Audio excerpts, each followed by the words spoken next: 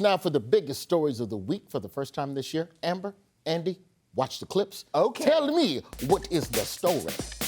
Okay, so Trump tries to clap on beat. He can't. Yeah. Words too small for him to read. That's right. And, oh, man, the price of groceries. Oh, have they gone down? Okay, yeah. It's a year of this Trump term, and we're in the shitter.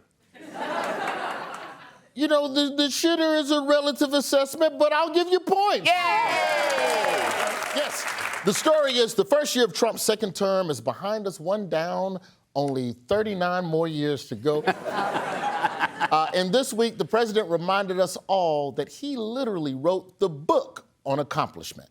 These are all, each line is something that we did. Nobody did that before. And it's big stuff, too. Look, we have the hottest country in the world. I would certainly agree that nobody has done what he has done. I would agree with that. I would agree with that. He said he's accomplished some things in the first year. He's compiled them all into a book. Let's hear some of the accomplishments. And this is something, ooh, I'm glad my finger wasn't in that sucker. That could have done some damage, but you know what? I wouldn't have shown the pain. I would have gone back. What, did you hear that? That was nasty. But I would not have shown the pain. I would have acted like nothing happened as my finger fell off. Are we sure his finger isn't falling off, though? That was obviously his first encounter with office supplies. I mean, people say that there aren't accomplishments, but if you want to see accomplishments under this term, just look at what the president has done with Washington, D.C. D.C. is now, you can walk right from here to a restaurant, right through the center of town. You can be with your child, with your loved one, with your lover. Your lover's not going to be killed anymore, so you can act like a real lover. Was he saying you could walk to a restaurant with your child, comma? It's not all binders full of accomplishments. According to a fact check by the New York Times, quote, falsehoods fueled Trump's first year back in office. What?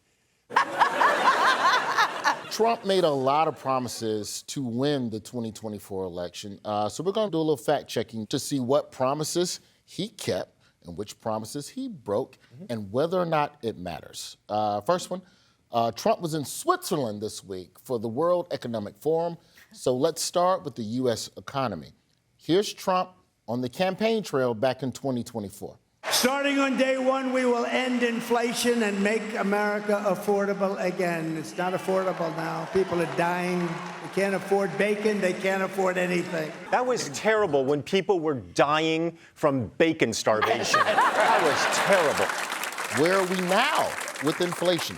Is America affordable again, Amber? Well, if affordable means hard to purchase, then yes, he really has. I mean, look who he surrounds himself with, right? Billionaires, the wealthiest people. Janice, I have to interrupt because you're talking about affordability, and I keep staring at these gorgeous diamond earrings. Michael! What? I said they're gorgeous. You're embarrassing me in front of my new friend! They're gorgeous. That's what I said. Oh my I led God. with gorgeous. Trump had that to say in 2024 about the economy. Let's see where we are right now. President Trump has still not made good on his day one promise to lower grocery prices. Despite his claims that they're going down, grocery prices actually rose 2.4% for Americans over the last year. My judge of the economy is how many of my comedian friends on Instagram are now trying to sell themselves doing cameos. We are in the toilet. Andy, ask Michael if he's on Cameo. Now, let's be fair.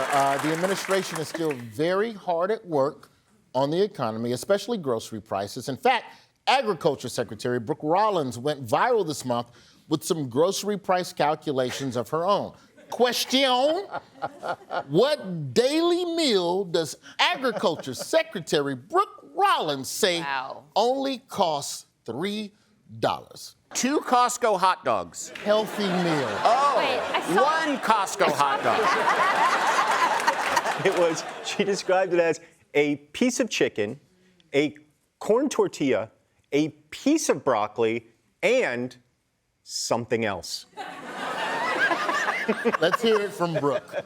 It can cost around $3 a meal for a piece of chicken, a piece of broccoli, corn tortilla, and one other thing.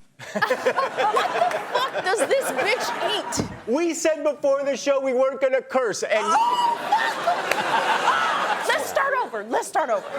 Okay, now we're not gonna cuss. Okay. And also, how do you go to the grocery store like one floret?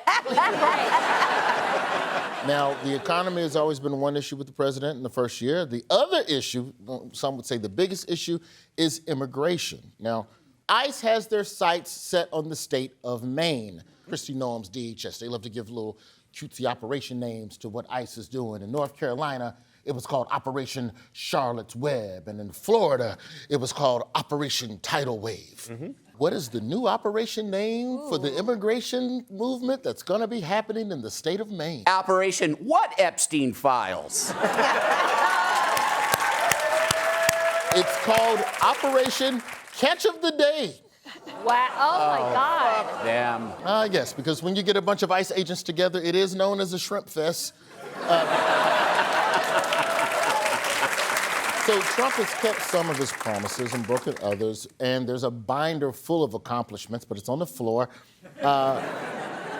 Question, how has everything that Trump has either done or not done affected his popularity in his first year?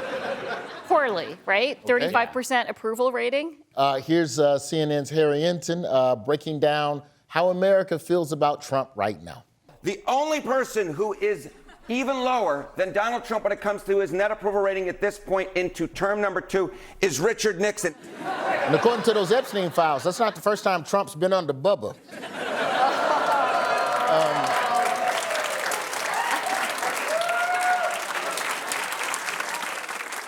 Is it possible for the president to turn this around in his third term? I mean, I think the thing that confounds me is he's a lame duck president, right? And you still have all the Republicans around him just terrified. I think it's terrifying to them to think that they're gonna incur his wrath. And I mean, there are things that have happened in our culture now where people are getting, judges are getting shot at their homes, right? Like that he will run Marjorie Taylor Greene out of office. It is. All right, so he's done some good things. His plan is to do whatever the toot he wants for 4 years. And then right before the next election, he's going to offer everyone $1,700 like before. And then people are going to be like, whoa, $1,700. Michael and Janice, watch the clip. Tell me, what is the story? Oh, there's that same guy. Yeah. I don't know what flag. Oh, is that Greenland's flag? Or Denmark's? I'm going to say this is about Greenland. Final answer. Point. Oh, yes. Yes. Trump says we need Greenland, quote, for the purpose of national security. Sure. He's been obsessed with Greenland since 2019, telling a Times journalist, quote, you take a look at a map, I love maps. And I always said, look at the size of this. It's massive. That should be a part of the United States. Why does Trump think Greenland is so huge? When he holds his hand up to the map, he's like, wow. Part of why Donald Trump thinks that Greenland is so damn big is because of something called the Mercator projection. It's a map-making distortion that makes Greenland look bigger than even Africa. Even though in reality, Africa is 14 times larger than Greenland.